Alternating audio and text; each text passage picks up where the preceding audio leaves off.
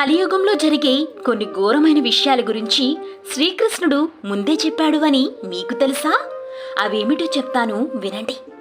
ఈ కలియుగంలో మనిషి ఆలోచన శక్తి తగ్గిపోయి తాను మాత్రమే గొప్పగా బ్రతకాలన్న స్వార్థంతో జాలిదయ లేకుండా ప్రవర్తిస్తుంటాడు. ఈ సమాజంలో ఏర్పడే మానవ సంబంధాలు చాలా వరకు అవసరం కోసమే తప్ప అందులో ఎలాంటి ఆప్యాయతలు ఉండవు.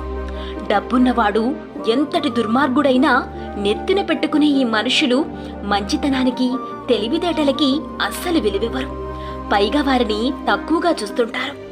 స్త్రీని ఒక భోగ వస్తువుగా మాత్రమే చూస్తూ వారిపై ఆకృత్యాలు చేస్తుంటారు.